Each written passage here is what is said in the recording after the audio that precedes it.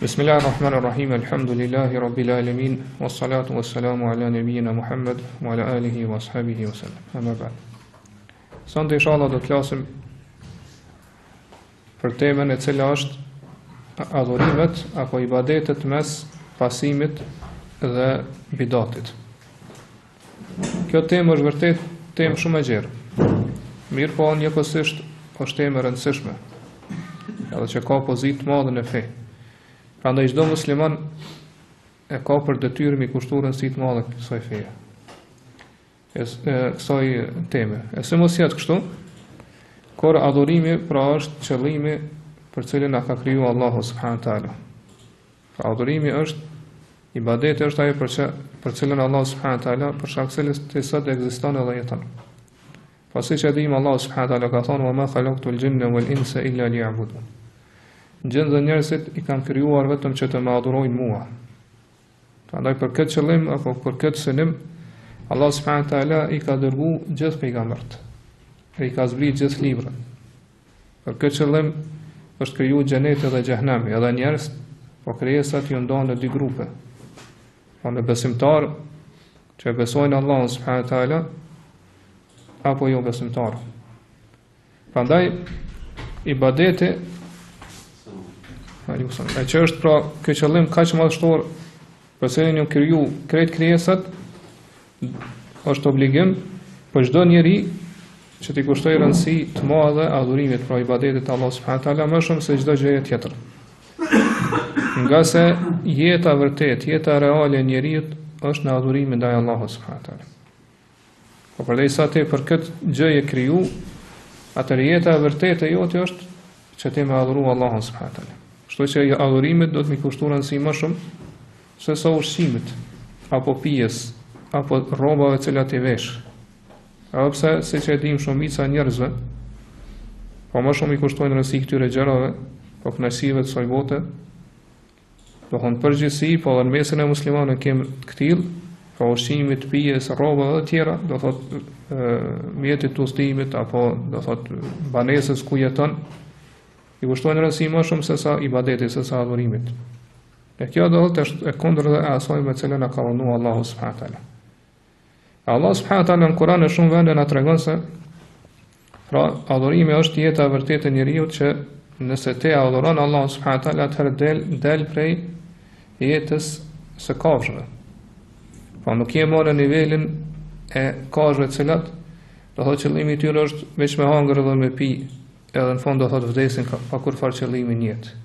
Prandaj ti nëse e realizon këtë qëllim për cilin je kriju, adel ke dalë dhe je largu pi nivelit kafshëve, pra je ngrit në nivelin për cilin të ka kriju Allahu subhanahu taala. Allah subhanahu taala thot surën Al-Fal: "Ya ayyuhalladhina amanu istajibu lillahi wa lirrasuli idha da'akum lima yuhyikum." O ju që keni besuar, përgjigjeni Allahut dhe të dërguarit kur t'ju thrasin edhe ju ftojnë në atë që është jeta juaj. Pra qëllimi është jeta e vërtet, jeta e zemrës. Kjo është jeta, do thonë cilën do të asenoj se cili prej nesh, pra me shtu adhurimin ndaj Allahut subhanahu taala. Po ashtu thotë: "Wa man kana maytan fa ahyaynahu wa ja'alna lahu nuran yamshi bihi fi an-nas." A është i njëjtë ai i cili ka qenë i vdekur edhe ne i kemi ngjall. Pra qëllimi nuk është këto ngjallje fizike. Po i kemi dhënë jetën Allahut. Mirë, po ka qenë i vdekur, do thotë në zemrën e tij, edhe ne kemi dhënë jetë duke udhëzuar, do thonë drejt imanit dhe drejt adhurimit të Allahut subhanahu taala.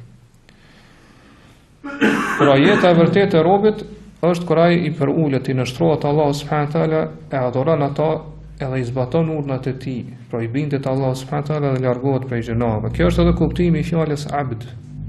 Pra abd do thotë i nështruar, i përulur, ndaj atij që e adhuron edhe që është pra Zoti i tij edhe Allahu i cili e ka krijuar. Prandaj edhe ubudia, që do thotë të qenit rob, e ka këtë kuptim. Pra ubudia përfshin nështrim për ulje dhe dashuri ndaj të adhuruarit. Pra ubudia është skajshmëria për uljes me skajshmërinë e madhërimit, edhe gjithashtu duke plotësuar dashurinë ndaj të adhuruarit. Për këtë arsye, pra dietar ka thënë se çdo adhurim do të bazohet në këto tri shtylla apo në këto tri themele. Pra dashuria, shpresa dhe frika ndaj Allahut subhanahu wa taala. Pra frika rrjedh se rezultati i madhërimit dhe respektimit ndaj Allahut subhanahu wa taala. Allah subhanahu wa taala kur i përshkruan robët e tij të mirë në surën Isra, thot ulaika alladhina yad'una yabtaghuna ila rabbihimul wasila ayyuhum aqrab. Ata cilët ju po i lutni, pra për njerëzve të devotshëm, për njerëzve të mirë, vetë ata kërkojnë se cili prej tyre po afrohet më shumë te Allah subhanahu wa taala. Pa adhurojnë Allahun, afrohen te Allah me adhurime ndryshme. Thot wa yarjuna rahmatahu wa yakhafuna iqabahu. A shpresojnë mëshirën e Allahut dhe friksohen prej dënimit të tij. Inna adhaba rabbika kana mahdura, thot vërtet Zoti, dëshkimi i Zotit tën është një gjë që njerëzit do t'ia kenë frikën. Prandaj, pra dashuria, vërtet adhurimi i ibadeti bazohet në këto tri shtylla apo tri baza.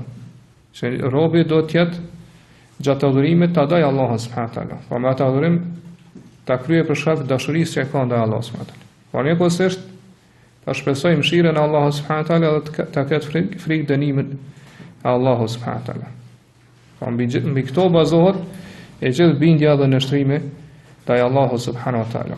Po ashtu Allah subhanahu wa taala kur i përshkruan pejgambert, po të dërguarit e mëhershëm, në surën Anbiya në ajetin e 90 thot innahum kanu yusari'una fil khairati. Ata ishin që ngaronin me njëri tjetrin në mirësi, punë të mira, në khajrate. Wa yad'unana raghaban wa rahaban. Edhe na luteshin edhe na adhuronin mes shpresës dhe frikës. Po me shpresë dhe me frikë. Wa kanu lana khashi'in, edhe ishin të nështruar o të përulur ndaj nesh. Pastaj kjo adhurim apo ky ibadet për cilën Allahu subhanahu wa taala ka kriju krejt njerëz, krejt krijesat në vërtet. Po që me realizu gjatë kohës kur ekziston ai krijesë do të mundohet ta realizojë këtë qëllim. Pra adhurimi ndaj Allahut subhanahu wa taala, ky adhurim nuk pranohet përveç se nëse i plotson dy kushte. Po nuk pranohet ndryshe përveç nëse i plotson dy kushte. E para është që ky adhurim të jetë ose të kryhet sinqerisht për Allahun subhanahu wa taala dhe e dyta të jenë përputhje me sunetin e pejgamberit sallallahu alaihi wasallam. Allah subhanahu wa taala kur tregon se përsa ka kriju jetën edhe vdekjen, thot liyabluwakum ayyukum ahsanu amala. Ose vërtet do thonë Allah subhanahu wa taala e thot këtë jetë për më na tregu se ju kemi sprovu, do t'ju sprovojmë juve, po që shka në surën Hud, që me pas se cili prej jush po bën vepra më të mira. Po nuk ka thonë Allahu subhanahu wa taala cili prej jush po bën vepra më të shumta. Mirë po vepra më të mira. Që kuptimi është që shka thonë Fadail ibn Iyadi rahimahullah, Allah më shëroft, akhlasahu wa aswabahu. Cili prej jush po bën vepra më të sinqerta, më të sakta, korrekte. Kur e kam pyet çka do thotë që vepra të jetë më sinqert, pra edhe korrekte, thot inel amale idha kana khalisan wa lam yakun sawaban lam yuqbal. Vepra nëse është e sinqert mirë po nuk është e sakt, atë nuk pranohet. Wa idha kana sawaban wa lam yakun khalisan lam yuqbal. Edhe nëse është e sakt mirë po nuk është sinqerisht për Allah, prap nuk pranohet. Hatta yakuna khalisan sawaban. Derisa ti përfshi këto dyja, pra çdo vepër, nëse e pranuar do ti përfshi këto dyja të jetë e sinqert edhe e sakt. Wal khalis ma kana lillah was sawab ma kana ala sunnah. E sinqert është ajo vepër që bëhet për Allahun. Kurse e sakt është ajo vepër që bëhet sipas sunetit të pejgamberit. E Allah subhanahu wa taala këto dy kushte i ka përfshi në ajetin 110 surës Kaf. Pra ajetin e fundit thot: "Faman kana yarju liqa'a rabbih falyamal 'amalan salihan wa la yushrik bi'ibadati rabbih ahada." Ai që e shpreson, pra beson bindshëm që do të takohet me Zotin e tij, atëherë le të bëj vepra të mira. Pasali është ajo vepër e mirë, pra sakt sipas sunetit pejgamberit. Edhe thot mos të shoqëroj Zotit tij në adhurim asgjë dhe asgjë. E nëse ne e shikojmë, do thot realitetin e njerëzve në raport me këto dy kushte, e shohim që do thot ata ndohen në 4 grupe. Pro grupi i parë janë ata që adhurojnë Allahun subhanahu wa taala me sinqeritet edhe sipas sunetit pejgamberit sallallahu alaihi wasallam. E këta janë ata që ju pranohen veprat e tyre. Edhe arrin shpërblimin prej Allahut subhanahu wa taala dhe do të shpëtojnë prej dënimit dhe ndëshkimit të në botën tjetër. Po këta janë ata që gjitha adhurimet dhe veprat e tyre i bojnë sinqerisht për Allah, pra ja kushtojnë në mënyrë të pastër të kulluar Allahut subhanahu wa taala dhe sipas sunetit të pejgamberit. Grupi i dytë e ata që janë sinqert në veprat e tyre, mirë po nuk pasojnë. Pra nuk e pasojnë sunetin. E për këta pejgamberi sallallahu alaihi wasallam ka thonë men amila amalan laysa alayhi amruna fa huwa radd. Kush e bën e kryen një vepër që nuk është sipas rrugës tonë, profes me cilën ka ardhur pejgamberi sallallahu alaihi wasallam, atëra ajo refuzohet, nuk pranohet Allah. Grupi i tjerë janë ata që pasojnë, pra veprat e kryejn përputhje me sunetin e pejgamberit sallallahu alaihi wasallam, mirë po nuk janë sinqert për Allahun subhanahu wa taala. Pra ose kryejn atë vepër për sy faqësi, pra që tjerë mi pa, o për sy të botës, ose për ndonjë prej qëllimeve të kësaj bote, po ka njerëz kanë qëllime ndryshme pse kryejn disa prej adhurimeve, e kështu me radhë. Do qëllime ndryshme për qëllime të kësaj bote, me arrit pozitë ose me lavdëruar njerëz, e kështu me radhë. E për këta Allahu subhanahu wa taala në një hadith kutsi ka thonë: "Ana aghna ash-shuraka yani shirk." Unë jam i vetë mjaftueshëm, edhe nuk kam nevojë për shirk. Nuk kam nevojë që tjerë me kryen adhurim ndaj meje duke i shoqëruar të tjerë në këtë adhurim. Men amila amalan ashraka fihi ma'i ghayri taraktuhu wa shirkahu. Kush e kryen një vepër në cilën ma shoqëron dikon tjetër bashkë me mua, atëherë thotë unë e braktisi atë edhe veprën e tij. Edhe grupi 4 janë ata që kryejnë vepra as i bojnë me sinqeritet as sipas sunetit të pejgamberit sallallahu alaihi wasallam. Po peshohen që për këtyre 4 grupeve vetëm grupi i parë i pranohen veprat. Pra ata që veprën e bojnë sinqerisht dhe sipas sunetit të pejgamberit sallallahu alaihi wasallam. Pra çka do thotë ikhlasi, me pas ikhlas për të adhuruarin, pra për Allahun subhanahu wa taala, kuptimi i kësaj është pra që është më lart që adhurimi i ibadetit të jetë i pastër, i kulluar për Allahun subhanahu wa taala, pra nuk dëshiron asgjë tjetër veç se ftyrën e Allahut subhanahu wa taala, pra shpërblimin e tij në xhenet, me arrit shpërblimin e Allahut dhe me pa pra ftyrën e tij Allahun subhanahu wa taala në xhenet. Kurse el mutaba'a, pasimi është kushti i dytë që adhurimet tonë me kryen përputhje të plot me fen cilën Allah subhanahu wa taala e ka ligjësuar përmes pejgamberit sallallahu alaihi wasallam, pra me fen shariatin me cilën ka ardhur Muhamedi sallallahu alaihi wasallam. Edhe realisht kjo është kuptimi i dy shahadeteve. Kur themi la ilaha illallah Muhammedun rasulullah, pa la ilaha illallah nuk ka të adhuruar me të drejtë apo merituar përveç Allahut subhanahu wa taala, atë kjo është tauhid. Pra kjo kërkon prej teje që gjitha adhurimet ti kryesh për Allahun subhanahu wa taala. Pa sinqerisht t'ia kushtosh Allahut subhanahu wa taala. Kurse kur thu Muhammedun rasulullah, Muhamedi është i dërguari i Allahut, atë kjo i bie që ti me pasu ato në çdo vepër tonë, në çdo adhurim, ka se është i dërguar që ka ardhur me fe, me ligj prej Allahut subhanahu wa taala.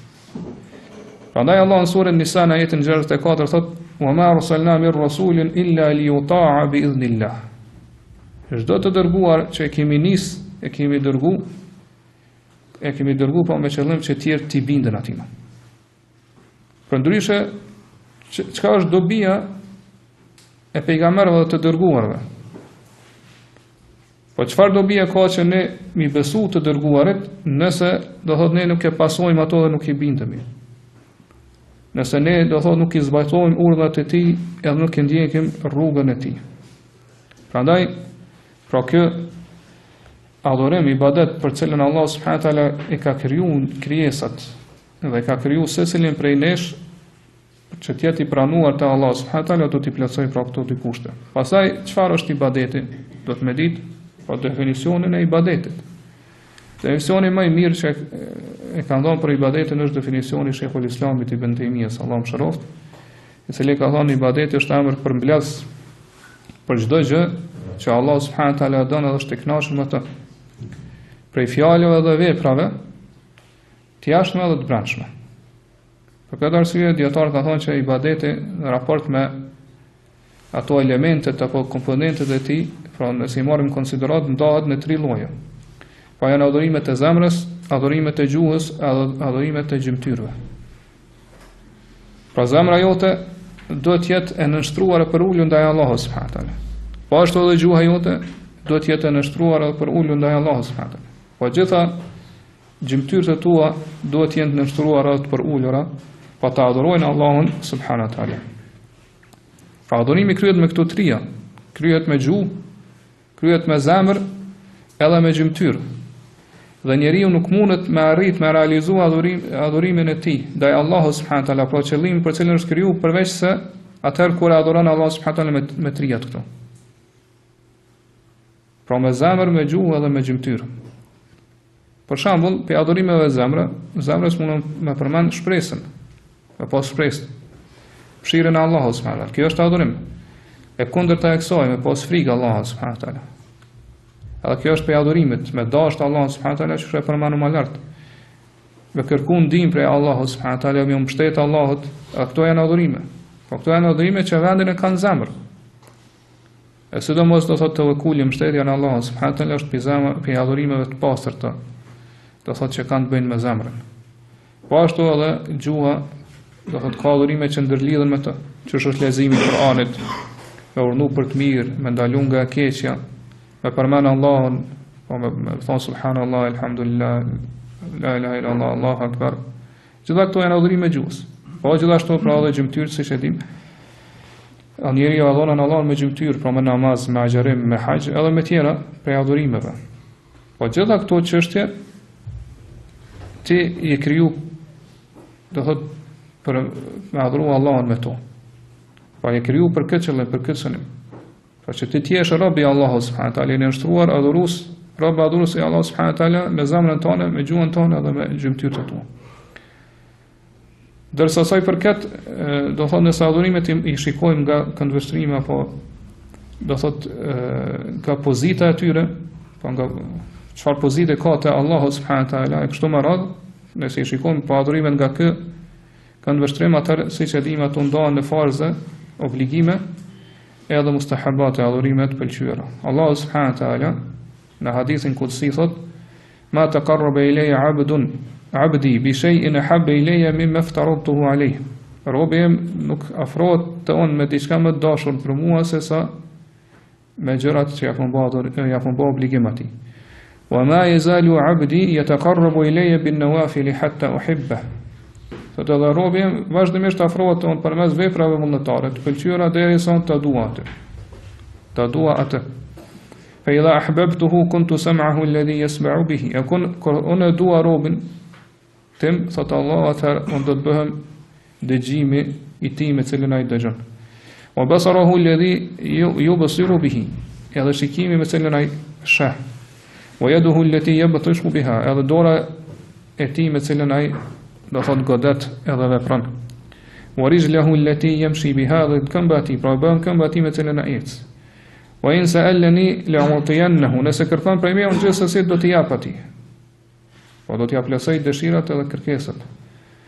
Wa la in ista'adhani la'u'idhannahu, nëse kërkon mbrojtje prej meje atë unë gjithsesi do ta mbrojt. Po për shkak të këtij hadithi që adhurimi pra ndahet në farze dhe nafile. Edhe gjitha adhurimet pra bazat e tyre ndahen në tri. Pa gjitha adhurimet mundu me thonë që ndahen në tri grupe të mëdha të adhurimeve. Ose këto janë si baza, si themelët e gjitha adhurimeve tjera. Ato janë namazi, agjerimi dhe leximi i Kuranit. Këto trija. E këto janë, do thotë ato për cilat pejgamberi sallallahu alaihi wasallam ka thënë Abdullah ibn Amr ibn Asit: "Alam yablughni ya Abdallah annaka taqul la usumanna ad-dahra wa la aqra'anna al-Qur'ana fi kulli yawmin wa layla." Sa ta më ka arritur mua, a është e vërtetë që ajo që më ka arritur mua që ti ke thënë që do ta xheroj çdo herë, po çdo ditë.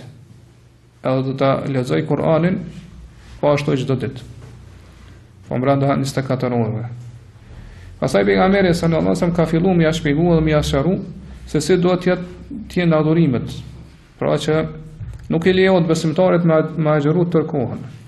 Mirë, po maksimumi që i lejohet pra me agjeru është me agjeru një ditë, kurse ditën tjetër jo. Prandaj pejgamberi sa fillim ka filluar ka thonë sum min kulli shahrin thalathat ayyam. Çdo muaj agjeroj 3 ditë. Qala fa qultu inni aqwa ala akthar min zalika. Atë ka thonë unë më kam forcë me agjeru më shumë. Qala fa sumi l-ithnain wal khamis, atëherë më son kanë xheroj tanën e tjetën. Qala fa qultu inni aqwa ala akthar min zalika ya nabiy. Ka unë më i dërguar Allah ta'ala më shumë ajër.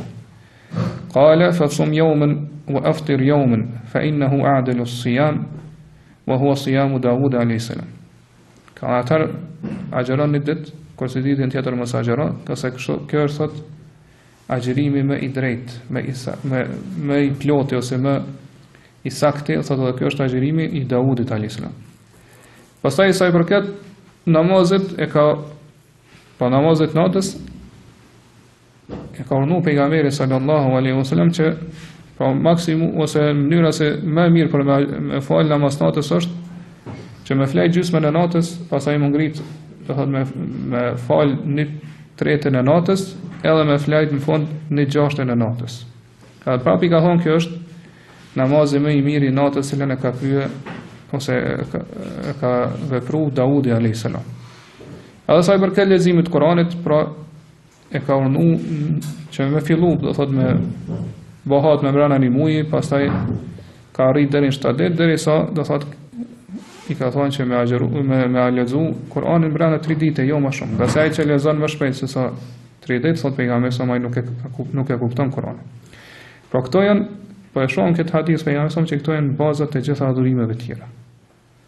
Prandaj pejgamberi sallallahu alaihi wasallam në një hadith tjetër kur i përshkruan Khawarij thot tahqiruna salatakum ma salatihim. Do ta nënçmoni namazin e juaj në raport ose kur e krahasoni me namazin e tyre. Wa siyamakum ma siyamihim, edhe agjërimin e juaj kur e krahasoni me agjërimin e tyre. Kështu i ka thënë sahabëve. Wa amalakum ma amalihim, edhe gjitha veprat e juaja në raport me veprat e tyre, thot wa yaqra'una al-Qur'ana la yujawizu hanajirhum. Edhe thot ata lexojnë Kur'anin, mirë pa nuk i kalon fytat e tyre. Pra se kuptojnë është fjala. Lexojnë Kur'anin, edhe nuk kalon deri në zemër që me kuptu. Kështu që e kesh interpretojnë Kur'anin për këtë arsye dhe kanë deviju. Pa prapë këto për jamëson për i përmen këto 3 adhurime që janë të thotë si bazat e gjitha adhurimeve tjera. Çka është adhurimi farz? Pra adhurimi farz është ai adhurim që nëse njeriu nuk e kryen, atëherë Allah do ta dënojë. Ja nëse e kryen, atëherë Allah subhanahu wa taala do ta shpërblejë me shpërblimin më të madh dhe më të mirë. Po ne kur i kryejm adhurimet farze, përveç që shpëtojmë prej dënimit të Allahut, njëkohësisht Allah subhanahu wa taala do të na shpërblejë me shpërblimin më të mirë. Edhe çu është po, pra njeriu nuk afrohet te Allahu subhanahu wa taala me ndonjë gjë më dashur se sa me adhurimet farze. Pra farzet janë adhurimet ose adhurimet më të mëdha, më madhështore, më të rëndësishme, me të cilit ti afrohesh te Allahu subhanahu wa taala. Para aty këtyre do të më kushtojnë si më shumë. Pastaj vijnë pra nivel më të ulët që është bën pra nafilet, adhurimet vullnetare. Edhe njeriu do thotë kur i kryen sa i përket nafileve, pra adhurimeve vullnetare, që janë këto të pëlqyeshme, nëse i vepron kish problem, nëse nuk e vepron atëherë nuk dënohesh prej Allahut subhanahu wa taala. Pra përderisa adhurimet e pas kanë këtë rëndësi kaq të madhe, shprehom deri tash prej temës, edhe këtë pozitë kaq lartë, atëherë njerëz në raport me këto adhurime edhe vepra të mira pra ndahen në 3 lloje. Prej tyre ka që i bojnë padrejtësi vetes. E këta janë që i braktisin obligimet edhe i veprojnë haramet, gjërat e ndaluara. Po Allah subhanahu wa taala këta i quajnë zalim li nafsi, i bën padrejtësi të madhe vetes. Grupi i dytë janë ata që janë muqtasid, pra janë të mesëm. Këta janë vetëm që i kryejnë obligimet dhe largohen prej harameve. As nuk shtojnë nafile, as do thot nuk ose i veprojnë me kruhate, gjërat e papëlqyeshme. Pra nafile nuk shtojnë, haramit i largohen, mirë po me kruhateve ose gjërat e papëlqyeshme, në disa pityre ose gjithave nuk i largohen. E pityre që rishun Allahin sa bikun bil khairat, janë ata që prinë në vepra të mira, pra janë të partë. E këta janë atyre që Allah subhanahu wa taala i ka dhënë, do thotë sukses, i ka inspiru, edhe kanë, do thotë vullnet, kanë dëshirë që me shtu sa më shumë pi nafileve, pi vepra vullnetare, Po për veprat të pëlqyeshme edhe nuk ndalen vetëm në praktikën e harameve, mirë po i braktisin edhe gjërat që janë makruh, që janë pa pëlqyeshme. Po kështu do ta kuptojmë realitetin e adhurimit, pra në dritën e Kuranit dhe sunetit pejgamberit sallallahu alaihi wasallam. Pra suneti me jasëm është rruga e cila do të ndiqet. Është udha që ne do të ecim nëpër të. Kështu do të jetë pra gjendja e muslimanit. Prandaj edhe tema e sontit është pra adhurimet në mes pasimit edhe bidatit.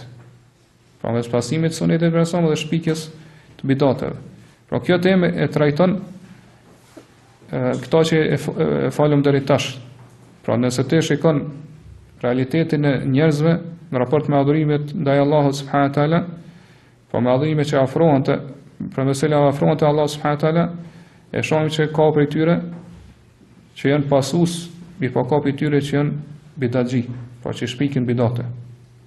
Ka prej tyre që i ndjekin gjumë të shkojnë sipas rrugës së pejgamberit, ka prej tyre që sjellin pra gjëra të reja. E kështu me radhë. Prandaj pra muslimani do të bëj dallim mes tyre adhurimeve, të cilat janë lehtëshme, që nëse i kryen, atëherë do të shpërblehet për to. Edhe të largohet, edhe të bëj kujdes për adhurimeve që nuk janë të lehtëshme, që nëse i kryen, atëherë do të jetë në rrezik për dënimet dhe ndëshkimet e Allahut subhanahu wa taala. Nga sa ai i cili afrohet te Allahu subhanahu wa taala me adhurime që nuk i ka lehtësuar Allahu subhanahu wa taala, çuçi pa më lart Allahu nuk ja pranon. Po apo ja sa më thonë amile amilan laysa alayhi amruna fa huwa rad. Kush e vepron një adhurim që nuk ka bazë në fen ton, ai është refuzohet. Në hadith tjetër thotë men ahdatha fi amrina hadha ma laysa minhu fa huwa rad. Kush shpik në fen ton, po sjell diçka të re në fen ton që nuk është prej saj, i refuzohet te Allahu subhanahu wa taala.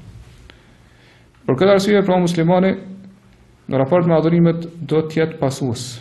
Allahu subhanahu wa taala thotë alladhina yattabi'una ar-rasula an-nabiyya al-ummi. Po janë ata të cilët e pasojnë edhe ndjekin të dërguarin. Po pejgamberin i cili ka qenë nuk ka ditë shkrim e lexim.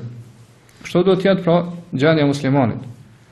Allah subhanahu wa taala gjithashtu thotë kul in kuntum tuhibbuna Allaha fattabi'uni yuhibbukum Allah. Thuajo, nëse ju doni Allahun, po ata të cilët adhurojnë Allahun, edhe do thotë adhurojnë përmes adhurimeve të shpikura, zakonisht thonë e bojnë ato për Allahun. Edhe për me arrit kënaqësinë e Allahut, mirë po Allah subhanahu wa taala këto ka kurzu. Ka nëse ju doni Allahun, thuaj atyre, nëse ju doni Allahun, atëherë pasoni mua, që Allah t'ju do juve. Wa ma ataakum ar-rasulu fakhudhuhu wa ma nahakum anhu fantahu. Atë që ju urdhon Allahu, atëherë ju merrni, pra zbatojeni, për asaj që ju ndalon, ju largohuni. Ja ayyuhalladhina amanu atii'u Allaha wa atii'u ar-rasul. O ju që keni besuar, po binduni Allahut dhe të dërguarit. Andaj Sheikhul Islam Ibn Taymija Allahu mëshiroft thotë që në Kur'an janë më shumë se 40 vende ku Allah subhanahu wa taala na urdhon me ju bindë dhe me pasu pejgamberin sallallahu alaihi wasallam. Ja që me marr fen prej tina. Edhe me marr si gjykatës pejgamberin sallallahu alaihi wasallam, si gjyqtar që ai ndon mos pajtimet mes nesh. Kur kemi mos pajtime edhe ngatresa. Allah subhanahu wa taala thotë fa in tanaza'tum fi shay'in farudduhu ila Allahi war rasul. Nëse ju keni nuk pajtoheni për ndonjë gjë, atëherë thotë kthehuni atë çështje ktheheni te Allahu dhe te dërguari. Po me kthyet te Allahu është me kthyet te libri i Allahut subhanahu wa taala. Kurse me kthyet te i dërguari pra te suneti i tij. Po ashtu Allah subhanahu wa taala thotë falyahdhari alladhina yukhalifuna an amrihi an tusibahum fitnatun aw yusibahum adhabun alim. Le të kenë kujdes ata që e kundërshtojnë urdhën e pejgamberit. Le të ruan, le të kenë kujdes që mos të godas ndonjë fitnë apo ndonjë dënim i dhimbshëm. Imam Aliku Allahu mëshiroft në një rast është pyet dikuj ka thonë a lejohet për banorët e Medinës që me hinë ihram para se me arrit në Dhul Hulejfe. Dhul Hulejfe pra është mikati i banorëve të Medinës. Pra me hinë në ihram para se me arrit në Dhul Hulejfe, a lejohet kjo gjë?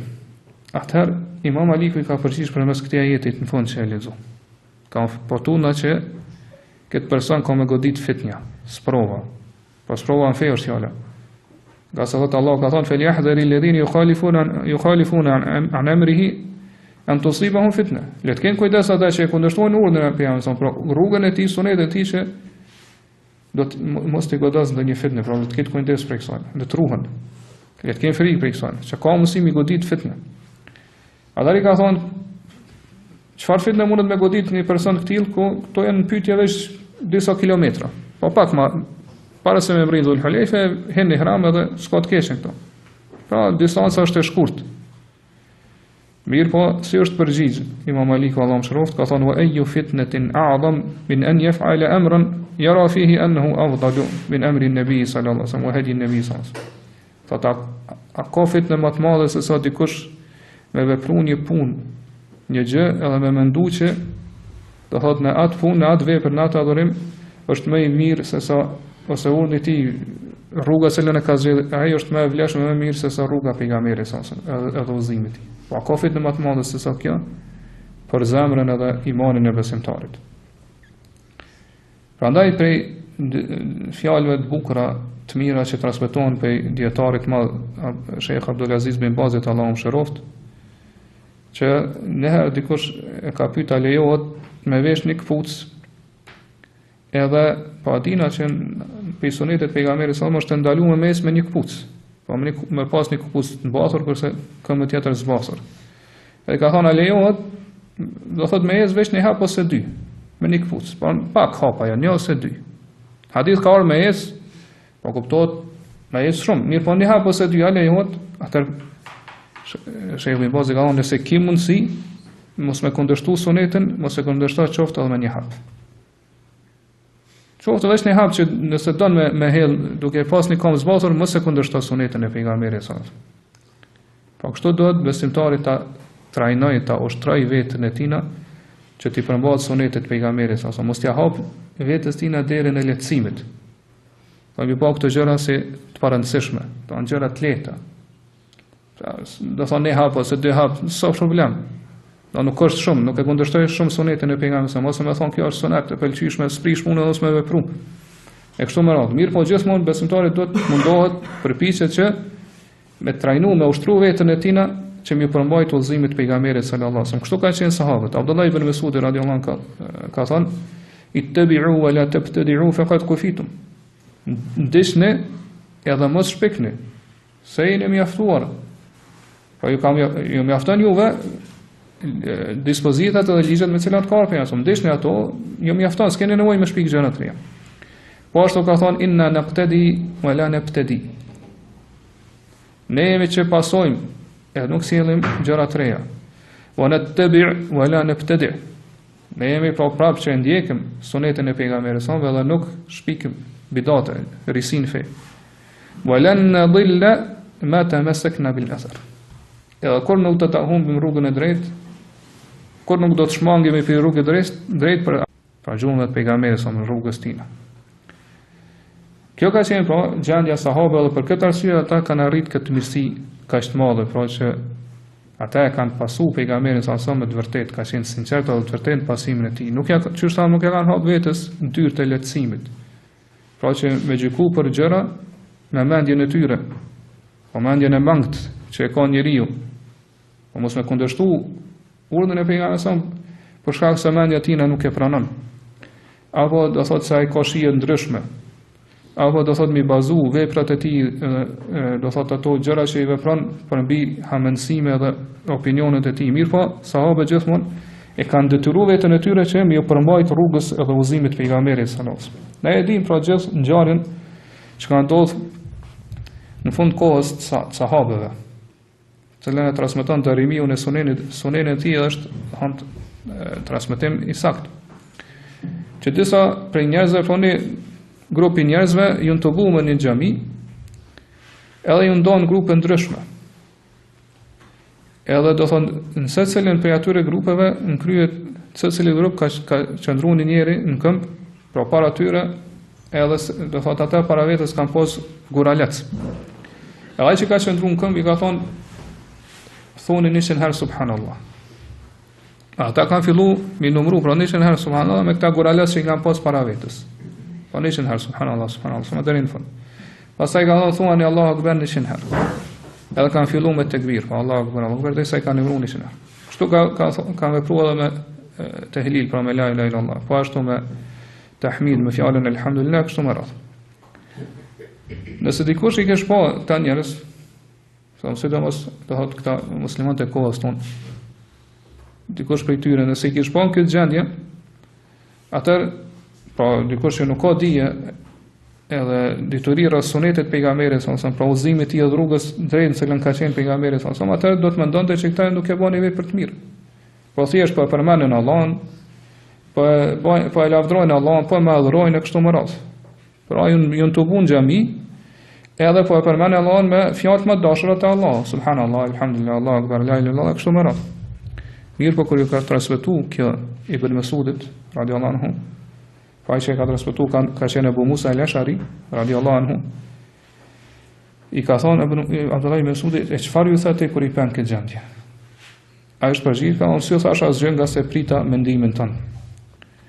Ka thonë, hella amartahum an ya'uddu sayyi'atihim, fa inni daminun an la yadhi'u min hasanatihim shay. Pse nuk i urdhnove që mi numru mëkatet e tyre?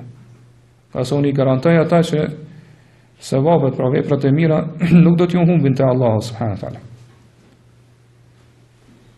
Pra, qysh e pam ata, thjesht kanë qenë tulur në xhami, kanë përmend Allahun, kanë bërë tehlil, tasbih, tahmid e kështu me radhë. Po këtu kanë qenë veprat e tyre. Mirë po Abdullah ibn Mesudi po thotë, pse nuk i urdhnohet që mi numru të këqijat, mëkatet e tyre. Prandaj Abdullah ibn Mesudi ka shku, edhe i ka këshillu. Ka shku afër tyre te dera e xhamis, duke qenë ata në xhami, edhe i ka thonë, ma sar'a halakatukum ya ummat Muhammad. Sa shpejt u shkatrua të umeti Muhammedit sallallahu alaihi wasallam. Hadhihi thiyabuhu bainakum lam tubla wa aniyatuhu lam tuksar wa haula'i sahabatuhu bainakum mutawafirun. Thot ende rrobat e pejgamberit sallallahu alaihi wasallam nuk kanë humb, do thot ende janë të freskëta. Po ashtu thot anët e tij pra nuk janë thyer, pra ende janë rrobat edhe anët e pejgamberit sallallahu alaihi wasallam që i ka përdorur gjatë jetës tij, edhe shokët e tij në ende janë me shumicë në mesin e juaj. Por ka pas në atë kohë shumë prej sahabëve me asome që kanë qenë ende gjallë. Prandaj ka thonë, amma wallahi innakum qad ji'tum bi bid'atin dhulma au fuqtum ashaba Muhammedin ilman. Kanë kjo që po veproni ju, ose jeni e keni sjell padrejtisht në risi bidat në fenë Allah subhanahu wa taala, ose ja u keni të i kaluar shokët pejgamberit sallallahu alaihi wasallam dije, me dije. Amma wallahi innakum muftatihu baba dalalatin au annakum ahda min ashabin nabi sallallahu alaihi wasallam. Jo me këtë vepër ose jeni duke hapur derë dalaletit humbjes, ose jeni në udhëzim më të mirë se sa shokët e pejgamberit sallallahu alaihi wasallam. Pra këto janë fjalët e Abdullah Mesudit për një vepër kaq vogël në sytë e njerëzve. Mund të llogaritet si diçka e vogël, pa ata thjesht janë ulë aty po e përmendin Allahun, po bojnë tasbih, alhamdulillah, Allahu akbar, la ilaha illallah, kështu më radhë. Mirë po problemi është se ata këtë zikër po e bojnë me një mënyrë ose rrugë të shpikur. Do thot bidat, risi, nuk ka argument edhe bazë në fen ose rrugën në cilën pejgamberi sallallahu alaihi wasallam i ka lënë shokët e tij. Po kjo rrugë është e paligjshme. Prandaj për shumë se sa shumë Abdullah ibn Mesudi ka kërsnu dhe do thos me çfarë fjalë tashme i ka këshillu këta njerëz. Po i tha ose jeni duke hap një derë dalaletit humbjet, ose jeni në udhëzim më të mirë se sa pejgamberi sallallahu alaihi wasallam. Po ata e kanë ditë që nuk mundën me qenë më dishum se sa shokët e pejgamberit. Nuk mundën me qenë rrugë më drejtë dhe më të mirë se sa rruga e sahabëve shokët e pejgamberit. Prandaj e kanë kuptuar që kanë rënë, do thotë, në dalalet humbjen bidat. Edhe mundu me justifiku veten. Ka thonë, ja Abu Abdurrahman, ma aradna ila al-khair. O Abu Abdurrahman, pra konja Abdullah ibn Mesudit, na vedojna vesh hajrin, vesh të mirën. Po vepër e mirë, pe veprojna. Atëherë ka thonë, hel kullu muridin lil khairi yusibuhu. I ka pyet Abdullah ibn Mesudit. A çdo kush i cili dëshiron hajrin të mirën ja qëllon asaj? Po shumë për njerëzve e kanë këtë qëllim, ma nuk ja akuzojnë në qëllimet e tyre. Po të dojnë atë mirën, hajren, mirë po se ja kanë qëllu rrugës sakt për me vepruar të mirë. Po kush është ai i cili do thot ja ka qëllu rrugës sakt ose të mirës, po çuçi po deri tash është ai i cili përmbahet edhe detyron veten e tij ju përmbajt sunetet e udhës pejgamberit sallallahu alaihi wasallam. Po çdo gjë që e vepron, çdo gjë që nuk e vepron, çdo gjë që e thotë kështu më radh, mundohet që me ndërlidh me fjalët e pejgamberit sallallahu alaihi wasallam. Pra e trajnon, e ushtron veten e tij përpiqet shumë që me qenë pi pasuzë, pa atyre që ndjekin udhëzimin e tij. Edhe nuk ja hap pra vetes derën, një derë për derëve të sherrë që shtab Abdullah ibn Mesudin këtë hadith, ose të humbjes së dalilit. Prandaj Imam Shafi, Allahu mëshiroft, gjithashtu ka thonë, men istahsana faqad shar'a. Kush e shani punë që është e mirë me vepru, po që nuk ka bazë, sunetit e mëson ai thjesht e konsideron veten që ka ligjësu, pra e konsideron veten ligjvend krahas Allahut subhanahu taala. Ai që ja ha vetes këtë mundësi, ja lejon veten këtë mënyrë, po që ja ha vetes dyrtë istihsanit, pra mi po gjërat si të mira, nuk ka të keqe me vepru, bën me vepru, pa adhurime ndryshme, ibadete, dhikre kështu me radhë, ata është duke ligjësu një fe, cilën nuk e ka ligjësu Allahu subhanahu taala, nuk e lejon Allahu subhanahu taala. Prandaj Allahu subhanahu taala thot, siç e dim, në surën Maida, el-yawma akmaltu lakum dinakum wa atmamtu alaykum ni'mati wa raditu lakum al-islam dinan. Unë sot e plotësova për ju fenë juaj, edhe ose e përkryova për ju fenë juaj, edhe plotësova dhuntin tim ndaj jush, edhe jam i kënaqur se Islami është feja juaj. Po çu shko mundsi pas kësaj na që njëri me pa ose do thonë me llogaritë se të mira, adhurime të cilat nuk janë ligjësu përmes pejgamberit sallallahu alaihi wasallam. Kjo i bie që feja Allah nuk është e plot, nëse Allah subhanahu wa taala e ka plotësuar për ju fen tuaj. Pasi që dim kjo ajet ka zbrit në mbrëmjen e Arafatit, kur pejgamberi sallallahu alaihi wasallam ka bërë haxh, pra haxhin lam tumirs. Edhe pas këtij ajeti pejgamberi sallallahu alaihi wasallam ka vdek për afërsisht pas 80 ditëve, pak më shumë. Mirë, po pas këtij ajeti më nuk ka zbrit ndonjë gjë që është halal apo haram. Po pas këtij ajeti nuk ka zbrit më adhurime të reja. Pra, për arsye se, do thotë kur ka zbrit kjo ajet, Allah subhanahu taala veç se e ka plotësuar fen, sa i përket halalit, haramit, pra gjërat lejume, ndalume, edhe ibadeteve, pra ligjeve, dispozitave, urdhave kështu me radhë. Prandaj, pra e dim ngjarjen me Omerin radiallahu anhu, kur ai kanë ardhur një grup hebrejve, ai ka thonë, ju e muslimanë ju ka zbrit në ajet që sikur na zbrit në neve hebrejve, a ditë do ta shpallim ditë feste. Do ta caktonim si ditë feste. Atëherë edhe ja kam përmend këtë ajet. Omer radiallahu anhu ka thonë, unë e di kur ka zbrit. E në cilin vend ka zbrit, edhe ka treguar që pra ka zbrit në natën e Arafatit, pra mbrëmjen e Arafatit, pak para se përfundu dita e Arafatit, edhe duke qenë ende pejgamberi sallallahu alaihi wasallam në Arafat. Adaj që e lexon këtë ajet me meditim, me përciatje, po mundohet me kuptu domethënien dhe kuptimin e tij. Atëherë, pse si ka mundsi një person i tillë do thonë me sjell ibadete, adhurime të reja, dhikr të reja, me lehtësuar një rrugë të re për njerëz në mënyrë të re të adhurimit, ose në rrugë të re me cilën e afrohen Allahu subhanahu taala. Përderisa këto pra nuk janë as Kur'an as Sunet. Ku është kuptimi i këtyre njerëzve në raport me domethënien edhe zbatimin e këtij ajeti? Prandaj është transmetuar pi Imam Malikut, Allahu mëshiroft, një fjalë shumë e fortë, cilën pra e ka nxjerrë, ka përfituar prej këtij ajeti. Një grup i madh dietarëve transmetojnë pe Imam Malikut këtë fjalë. Ka thonë men qala fi dini bid'atun hasana faqad za'ama anna Muhammadan sallallahu alaihi wasallam khana ar-risala. Kush pretendon ose kush thotë që në fenë e Allahut ka bidate të mira, atëherë ky ka pretenduar që pejgamberi ka trastuar shpalljen. Përkaq nuk e ka çuar në vend urdhën e Allahut subhanahu taala edhe amanetin me cilën e ka ngarkuar, pra mesazhin e Allahut subhanahu taala. Kur e kanë pyet pse, ka se ka thonë Allahu, ka thonë Kur'ani el-yawma akmaltu lakum dinakum, sot ja e plotësova për ju fen tuaj. Edhe përkryva pra nimetën e mirësitë, dhuntit e mia ndaj jush. Prandaj thot fa ma lam yakun dinan zamana Muhammedin sallallahu alaihi wasallam wa ashabihi falan yakuna al-yawma dinan. Prandaj thot ajo që nuk ka qenë fe në kohën e pejgamberit sallallahu alaihi wasallam dhe shokëve të tij, ajo as sot nuk është fe. Nuk është prej fesë të Allahut subhanahu wa taala, nga se Allah e ka plotësuar. Pastaj ka thonë walan yusliha akhir hadhihi al-umma illa bima salaha bihi awwaluha. Edhe nuk përmirësohet fundi i këtij umetit veçse me atë që është përmirësuar fillimi i tij. po me Kur'an dhe me sunet pejgamberit sallallahu alaihi wasallam. Me këtë është përmisu fillimi i ummetit. Prandaj kushdo që ndjek, po shkon pas mendimeve të veta. Edhe do thot ndjek rrugë të reja, ligjson për njerëz, do thot adhurime ose rrugë të reja me cilat i afrohen Allahu subhanahu wa taala. Edhe nuk e pason pra udhëzimin edhe rrugën, metodologjinë e pejgamberit sallallahu alaihi wasallam dhe shokëve tina, atëherë do thot ai ka sjell për njerëz një fe të re, e cila nuk ka qenë kohën e pejgamberit sallallahu alaihi wasallam.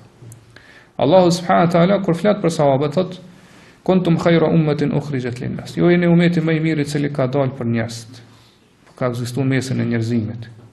Edhe pejgamberi sallallahu alaihi wasallam ka thënë khayrun nasi qarni thumma alladhina yalunhum thumma alladhina yalunhum. Njerëzit më të mirë janë brezim, pastaj ata që vinë pas tyre, pastaj ata që vinë pas tyre. Prandaj më të mirë që kanë ekzistuar pra janë shokët e pejgamberit sallallahu alaihi wasallam. Edhe feja më e mirë, pra e sakta, e korrekte është feja në cilën ka qenë shokët e pejgamberit sallallahu alaihi wasallam. Prandaj çdo musliman pra ka obligim, që sa përket kësaj çështje për cilën po flasim, trajton që të jetë pasues.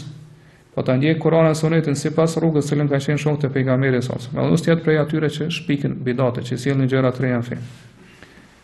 Prandaj ata që do thotë janë të angazhuar të prekupuar me adhurime ndryshme, nëse i shikon e shohim që pra ata që e adhurojnë Allahun me adhurime ndryshme mirë, po jo sipas duke pasu sunetin e pejgamberit sheh çuditëra të këta njerëz. Po sheh gjërat që vërtet do thotë për muslimanin janë të panjohura.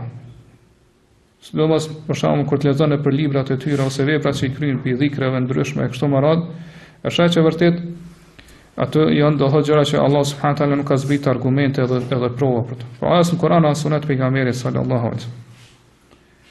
Edhe më e çuditshme është nëse ti i pyet për nga i kanë marrë ato. Ku referencën e tyre, ku janë burimi, ku ju po i bazoni këto adhurime dhe këto ibadete. Pa ata dojnë përgjigje sikur mos të kishte shpallje në mesin e njerëzve, sikur Allah subhanahu taala nuk ka zbrit shpallje tek njerëzit.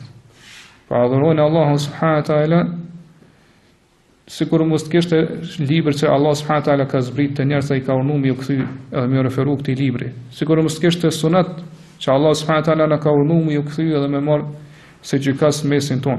Pra sikur mos të kishte asgjë në këtë botë, veç se do thot njerëz do të me gjiku për adhurime edhe për ibadete me mendjet e tyre ose do thotë me u kthy librave që do thotë janë shpikje ose pjell e mendjes njerëzore. Prandaj kur ti sheh këto adhurime ose këto dhikre që i bajnë ata, njëri do thotë me drejt çuditet. Nganjëherë kur i pyet për nga i keni marr kapi tyre që përgjigjen që to i kena pa ndër. Shumë do thotë pe adhurime, pe dhikre kështu më radhë që është të hapura në mesin e njerëzve, do thotë masa të thjeshta gjëra kështu më radhë, do njerëzit pa dishëm bazohen në antra, që i kanë pa njerëz kur kanë qenë në flet. Ose thonë to janë gjëra që janë provu. Po janë gjëra që i kemi provu që kanë efekt dhe kanë rezultat. Për shembull, nëse thu pse po adhuron filan varrin ose pse po adhuron filan vdekun e kështu më radhë, nga se filane ka provu dhe ka pas rezultat, lutja ti ka marrë përgjigje. Pra dhe gjëra që Allah subhanahu taala i kanë ndalu, që është shirku, ata i shohin se vepra të mira, se adhurime të mira, nga se thonë kjo ka ardhur me tejribe, ka ardhur me përvojë, domthon përvoja e ka treguar që është e saktë. Prandaj edhe i quajnë ata vdekurit që adhurojnë, e kanë fjalë thonë tirjakul mujarribin. Pra ata që kanë provu kanë arrin përfundim që kjo është një ilaç, po tirjak është ilaç i cili shëron gjitha smundjet.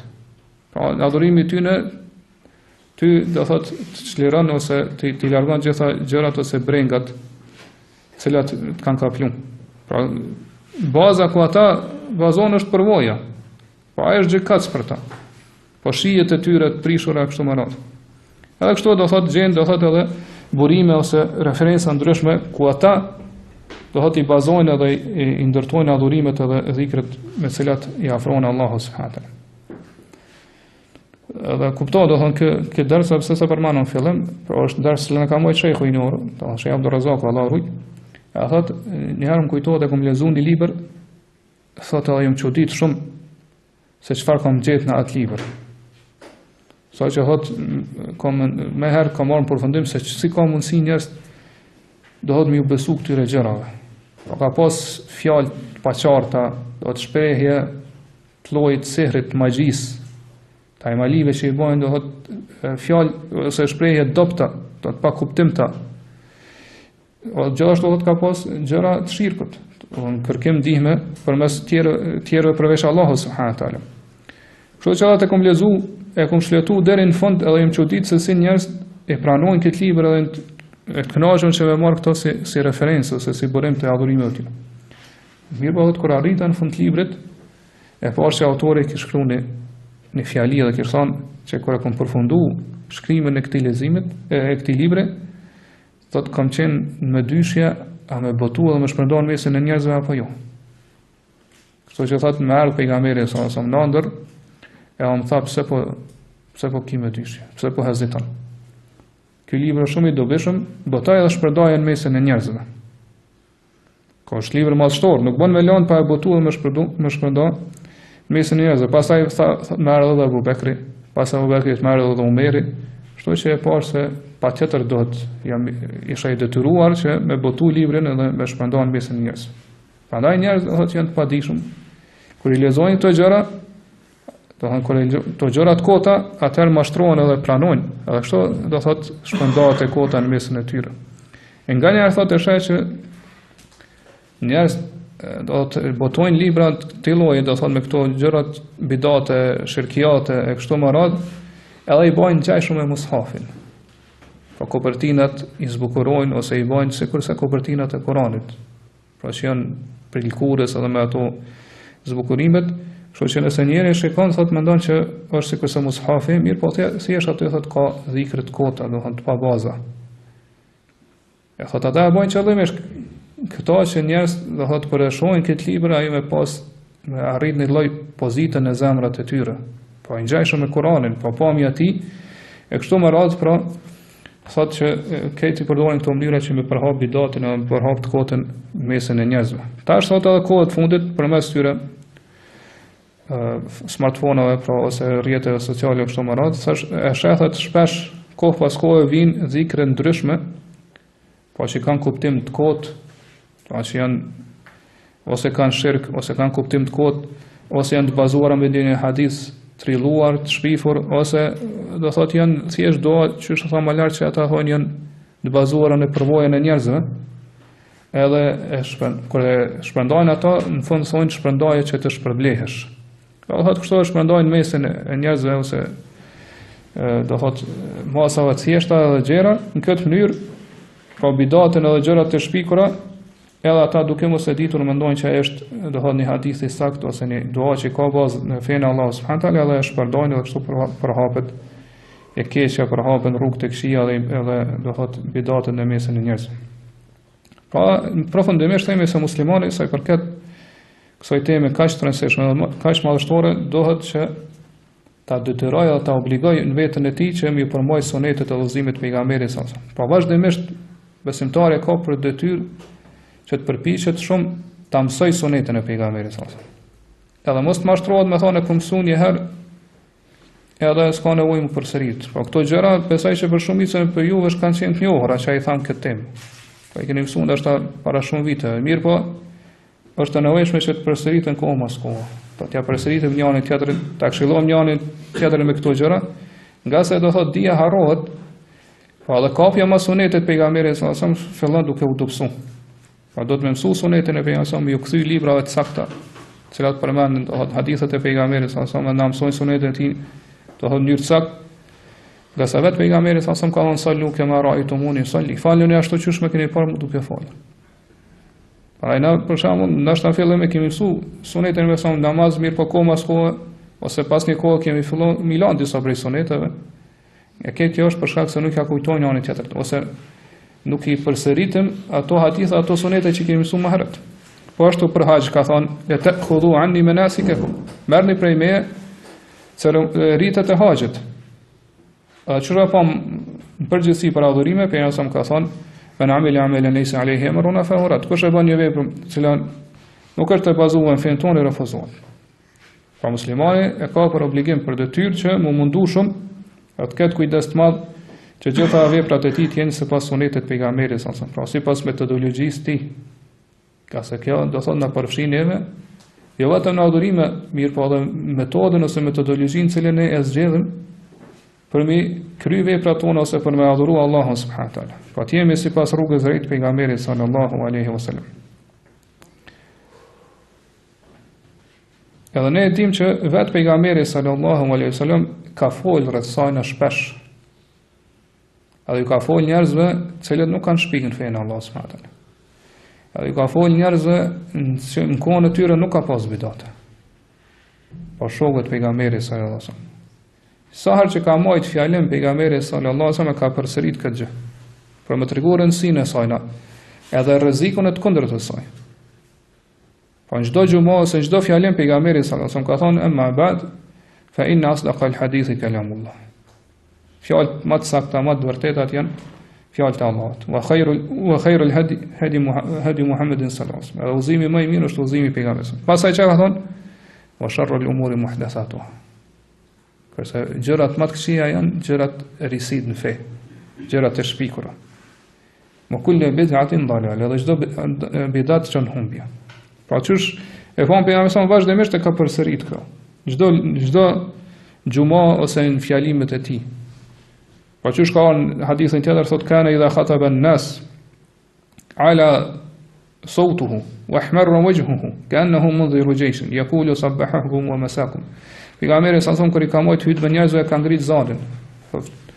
Fytyra e tij skuq, thotë edhe ka marrë hutbën nat sigurisht është duke I paralajmëruar pe një ushtrisë të armikut njerëzit. Po popullin e tij në këtë mënyrë. Edhe pastaj ka thonë këto fjalë më të sakta, më vërteta janë fjalët e Allahut, pastaj udhëzimi më I mirë është udhëzimi I pejgamberit sa edhe gjërat më të këqija që janë sherr, dhe më të këqija janë gjërat e shpikura, edhe çdo bidat është dalalet, është humbje. Po ka thënë me Zot lart I ka thonë këto gjëra. Ju ka skuq fytyrën për mi paralajmëruar sahabët dhe mi treguar rrezikun e bidateve në fe. Edhe rëndësinë e kapjes pas sunetit pejgamberit sallallahu alaihi wasallam. Po ashtu e dina hadithin e Irbad ibn Sariya, ku thot radiallahu anhu wa'adana Rasulullah sallallahu alaihi wasallam maw'izatan baligha. Pejgamberi sallallahu alaihi wasallam një herë na ka këshilluar me një këshill të fuqishme. Dharafat minha al-uyun. Dharafat minha al-uyun. Ajo e fuqishme ka qenë sa që sytë tonë kanë lotu, wa wajilat minha al-qulub, edhe na kanë ndërridh zemrat. فقلنا يا رسول الله كأنها موعظة مودع فأوصنا. Atë I ka thonë I dërgoi Allah, kjo sikur po është këshill aq e fuqishme sikur dikush I cili është duke na dhënë lam të mirën. Po ai që është duke ia dhënë lam të mirën dikujt ja këshillon me kësi fjalë të fuqishme. Mundohet do thotë me arrit atë kulmin skajshmërinë e këshillës. Prandaj thotë na le diçka porosi. Qala usikum bi taqwa Allah wa sam'i wa ta'a. Ju këshilloj ju porosis që me pas frikë Allahun, edhe me ju bindë dhe me dëgju pushtetarët. Wa in ta'ammar alaykum 'abd, edhe nëse si udhëheq për juve bëhet një rob, sklav. Innahu man ya'ish minkum fa sayara ikhtilafan katira. Nga se çdo kush që jeton prej jush pas meje, shka në transmetime tjera, do të shoh përçame të mëdha në umet, pra fitne, luftra, kryengritje, do thot ndaj pushtetarëve, çush ka ndodhur ashtu çush ka paralajmëruar pejgamberi thotë. Po kur I dëgjon këto fjalë njeriu më një herë e parashtron pyetjen ose I lind në mendjen e tij pyetja se cila është zgjidhja e këtij problemi. Pra, ku është dera ose çka duhet me vepru ne që mos më ran këto mos pajtim dhe përçamje në mesin që ka ndodhur në mesin e muslimanëve. Çfarë me vepru? Prandaj pejgamberi sa ju ka përgjigj sahabëve pa e pyet. Ka se siç e dim pra pejgamberi sa ka qenë këshillues I sinqert.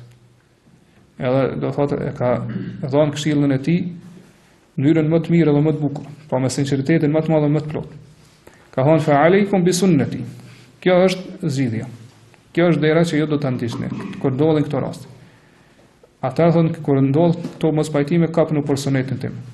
Wa sunnati al-khulafa ar-rashidin al-mahdiyyin min ba'di.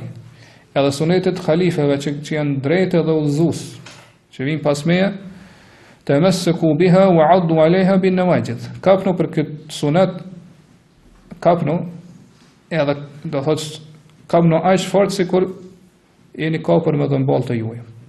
Wa iyyakum wa muhdathati al-umur, keni kujdes prej gjërave të shpikura, prej gjërave të reja në fe, risiqje.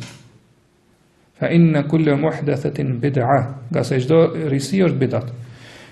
Wa kullu bid'atin dalala, dhe çdo bidat është humbje. Pra dërgon njerin dalalet, humbje.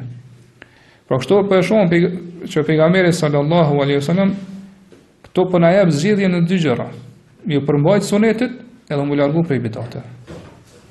Po ju përmbajt sunetit e tij dhe sunetit halifeve drejt edhe mu largu pastaj prej bidateve që pam këto fjalë pejgamberit sallallahu alaihi wasallam. Prandaj këto kemi kundërpërgjigje ndaj atyre që thonë se në islam ka bidate të mira. Pejgamberi sallallahu alaihi wasallam nuk po bën përjashtim. Po thotë çdo risi është bidat dhe çdo risi është humbje. Sidoqoftë pejgamberi sallallahu alaihi wasallam pra na dha zgjidhjen neve. Edhe këtu po e shohim që edhe vetë këta halifet e drejt, pejgamberi sallallahu alaihi wasallam po i përshkruan ar-rashidin al-mahdiyin. Ar-rashid është ai, pra në gjuhën arabe, është e kundërta e të shthururit, kurse al-mahdi është e kundërta, ose al-muhtadi është e kundërta e të devijuarit, humburit. Po i shthururi është ai i cili do thotë veprat e tij janë të prishura, do thonë janë gjunohe mëkate në kundërshtim me rrugën udhëzimin e Allahut subhanahu taala. Kurse ndal vërtet el-muhtadi pra është thami kundër të humburit, pra i humbur është ai i cili do thotë ka devijuar në dijen e tij. Po ndal është ai që ka devijuar, nuk e ka dijen e saktë, pra nuk e ka sipas Kuranit dhe Sunetit. Kurse el-ghawi që është e kundërta e rashid është ai i cili do thotë veprat e tij i ka të prishura, pra i ka nuk i ka sipas udhëzimit të Allahut dhe të pejgamberit sallallahu alaihi wasallam. Pra halifet e drejt kanë qenë veprat e tyre kanë qenë sakta, sa i përket dijes edhe vetë veprave. Pra ata kanë qenë në rrugën e drejtë. Pra dija e tyre ka qenë dije dobishme, po gjithashtu edhe veprat e tyre kanë qenë vepra të mira. Allah subhanahu taala me këto e përshkruan pejgamberin e tij. Po në surën Tobe në ajetin 33 thotë huwa alladhi arsala rasulahu bil huda wa dinil haq. Allah është ai i cili ka dërguar, e ka nisur për ka dërguar të dërguar ti me udhëzim edhe me fen e vërtet. Udhëzim, që shka thënë dietarë, është dija dobishme. Pa udhëzim është dija dobishme e Kuranit dhe Sunetit, me këto udhëzohet njëri. Kurse feja vërtet, pra është vepra e mirë. Prandaj edhe pejgamberi sa halifet e drejt po i përshkruan me këto dy gjëra. Po ashtu edhe vetë Allah subhanahu taala me këto ka përshkruar pejgamberin sa në surën Najm. Ka thonë ma dalla sahibukum wa ma ghawa. Shoku juaj, pra Muhamedi sallallahu alaihi wasallam nuk është i humbur. Pra spallja që vjen, lajmet që i sjell janë sakta. Ka thonë nuk është dije që e devijon njerin. Wa ma ghawa, as nuk është pra që bën vepra të këqija. Po që është i shturur në veprat e tij. E kështu me radhë. Prandaj frikërit saj pra arrim përfundim që njeriu do të pasojë sunetin e pejgamberit sallallahu alaihi wasallam, të shkojë sipas gjuhëve të tina kështu me radhë.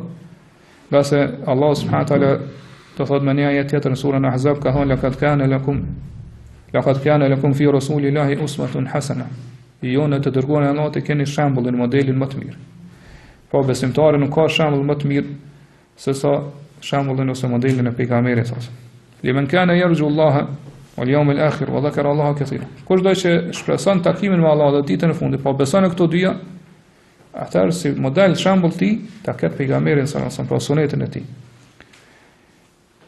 Po ashtu Allah thotë: "Wa ma yashaqi ar-rasula min ba'di ma tabayyana lahu al-huda wa yattabi' ghayra sabili al-mu'minina nuwallihi ma tawalla wa nuslihi jahannama wa sa'at masira." Ai thotë që kundërshton të dërguarin e Allahut, pasi që është bërë qartë e vërteta, udhëzimi, edhe ndjek rrugë tjetër, për rrugës së besimtare, pra për qëllim është rrugës së sahabeve. Pra këtu Allah subhanahu taala na jep një të zgjidhje sikurse hadithi pejgamberit që e tha më lart, me ndjek sunetin e pejgamberit, mos me kundërshtuar rrugën e sahabeve. Po taj që vepron kështu, pra që kundërshton pejgamberin, ndjek rrugë tjetër, ne e lajm ato në zgjedhjen që e ka bë. Mirë, po thotë do ta dëshkojmë ashpër për do të përcëllojmë me zjarrt e xhehenamit. Po ashtu Allah subhanahu wa taala surën Toba thotë: "Was-sabiquna al-awwaluna min al-muhajirin wal-ansari wal-ladhina ittaba'uuhum bi ihsan." Ata të parë që kanë paraprit, që kanë hyrë në Islam prej muhaxhirëve dhe ansarëve, dhe ata të cilët i pasojnë në rrugën e tyre të mirë, drejt. Po mënyrën më të mirë pasojnë rrugën e tyre. Pa Allah është i kënaqur me ta, e të kënaqur me Allah. Prandaj ne si musliman nuk mund të jemi pi grupit të parë. Pra gjeneratët më sahabeve. Pra ata kanë paraprijen të partë. Mirë po neve në takon mi pasu ata. Kjo është do thot obligime dhe detyra min. Që është për në ardhën Allah subhanahu wa taala në këtë ajet. Pra edhe një herë themi që besim çdo musliman edhe muslimane ka për obligim pra që me detyru veten e tij, me trajnu veten e tij, me ushtru veten e tij që të jetë pasuesi sunetit pejgamberit sa për rrugës të drejtë, edhe të ketë kujdes shumë të madh që mos devijoj prej sunetit pejgamberit sa djathtas edhe majtës. Siç ka vepruar pejgamberi sa kur ka sqaruar këto përmes një vizatimi sqarues, i ka tregu këto shenja edhe ka thonë pejgamberi sa pra që shka në hadithën Abdullah ibn Mas'udit hatta lana Rasulullahi sallallahu alaihi wasallam khattan. Një ditë pejgamberi sa na ka vizatuar një vit drejt pra në rër. Thumma khatta an yaminihi wa shimalihi khututan. Pastaj në anën e djathtë të majt ka vizatuar do thot vija të tjera Allah. Pastaj ka thonë kjo është rruga e Allahut. Është një rrugë e cila dërgon te Allah, është rruga e drejtë. Wa hadhihi as-subul, kurse këto anash të janë rrugica. Ala kulli sabili minha shaytan yad'u ilayh. Në çdo rrugis në krye të saj është një shejtan i cili thret njerëz me hijet. Thumma tala qawla Allah ta'ala wa anna hadha sirati mustaqiman fattabi'uhu. Wa la tattabi'u as-subula fatafarraqa bikum an sabilihi. Pastaj ka lexuar ajetin surën An'am, ku Allah thotë kjo është rruga ime e drejtë, pastaj prandaj ndeseni vetëm këtë rrugë. Edhe mos i pasoni ose mos i ndeshni rrugicat që janë anash saj. Ka se kështu thot jo largoheni për rrugës drejtë Allahu subhanahu wa taala dhe përçaheni mes jush. Pra kështu pejgamberi sallallahu alaihi wasallam po na tregon se si njeriu largohet prej pasimit ose rrugës del prej udhëzimit pejgamberit sallallahu alaihi wasallam. Pra ose del përmes gjunohave, përmes mëkateve, kjo është ku njeriu ndjek epshet e tij, kënaqësitë e tij, ose del për kësaj rrugë duke i ndjek gjërat e kota. E kjo do thot ndodh kur si rezultat kur njeriu ndjek dyshimet. Dyshime të cilat pastaj sjellin bidate, do thot ose në akide, ose do thot në aspekti i adhurimeve, ose nga aspekti do thot i metodologjisë e kështu me radhë. Prandaj pejgamberi po na sqaron këto për më konfirmuar edhe më shumë se sa rëndësishme është kjo për cilën po flasim. Pa që njeriu do të ketë kujdes mos dalë për kësaj rrugë drejt, që e ka lehtësuar Allahu subhanahu wa taala dhe na ka sqaruar pra pejgamberi sa përmes këtij sqarimi ose ilustrimi me këtë hadith.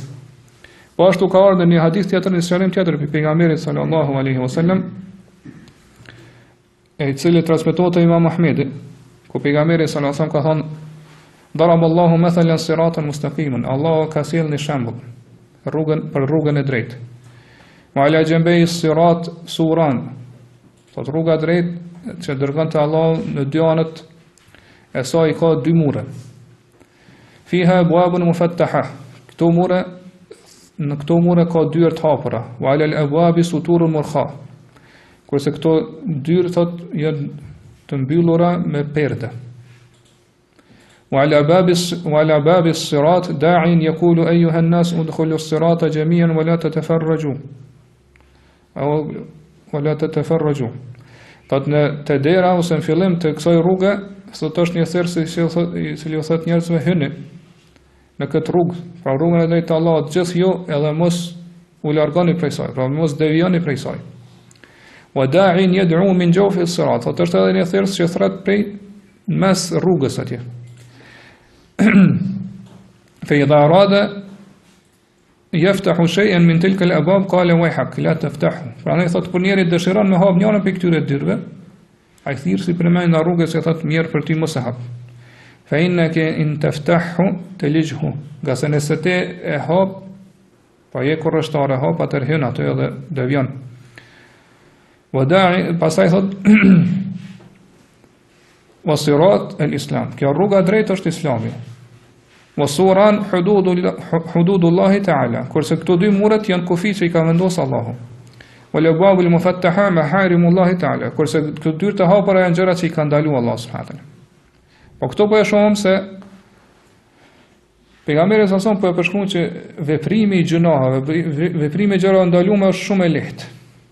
Po thotë që do thotë ndalesat e Allahut subhanahu wa taala janë pra sy dyrë mbi cilat ka perde.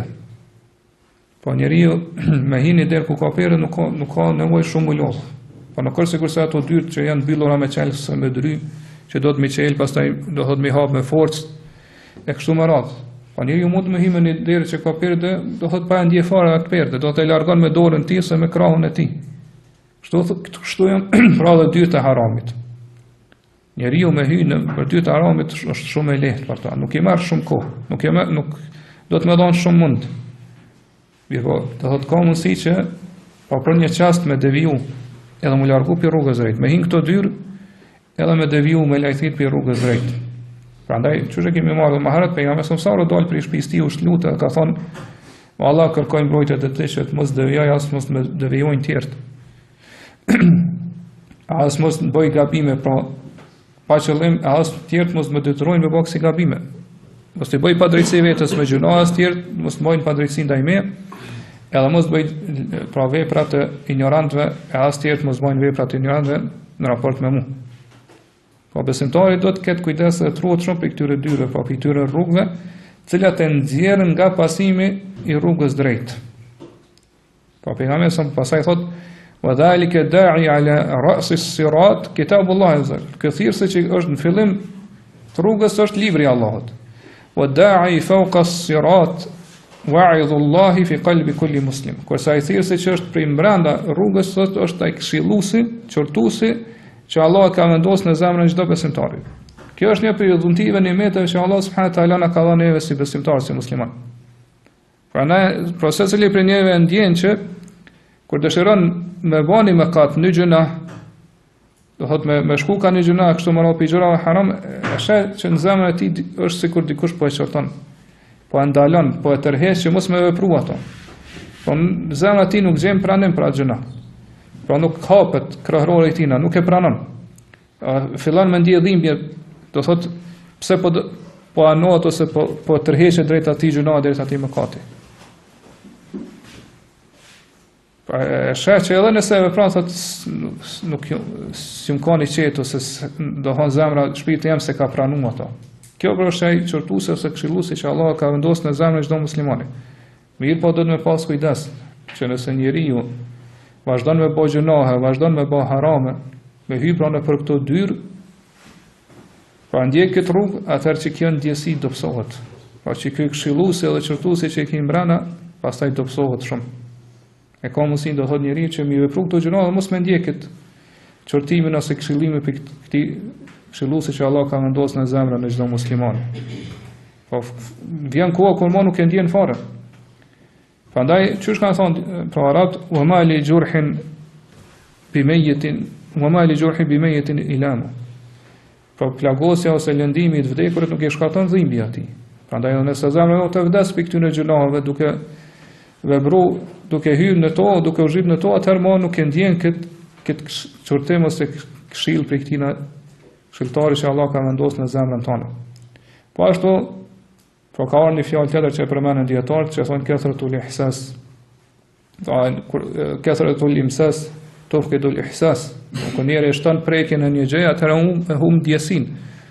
Prandaj nëse njeriu vazhdimisht bën këto gjëra, atëherë është rrezik që po mos më pas çat pengesën që e ka në zemër ose çat tërheqjen që e ka në zemrën e tij. Prandaj muslimani dohet të ketë kujdes, ta luftoj veten e tij, mundohet shumë që të jetë pasues ndjekës, edhe të shkoj pas gjurmët pejgamberit sallallahu alaihi wasallam, të ketë kujdes sa i përket adhurimeve, mos me dal prej kësaj rruge me kaluar në bidate, edhe me ndjek dëshirat edhe tekat e tij.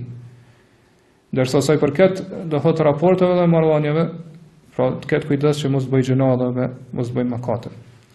Shumica njerëzve pra devijojnë edhe do thotë e humbin rrugën e drejtë në këto dy çështje. Pra ose në adhurime do thotë devijojnë duke hyrë në bidate, ose do thotë sa i përket raporteve dhe marrëdhënieve devijojnë duke bëj gjuna edhe duke bëj mëkat Allahu subhanahu wa taala. E në fund e lutim Allahu subhanahu wa taala që të na bëj prej atyre që vërtet janë prej pasuesve drejt dhe ashtu siç duhet pa ta ndjekim sunetin edhe rrugën e pejgamberit sallallahu alaihi wasallam, na ruaj prej gjitha gjërave, gjitha risive në fe, edhe gjitha gjënave dhe mëkateve. Allahu a'lam wa sallallahu ala nabina Muhammad wa ala alihi wa sahbihi wa sallam.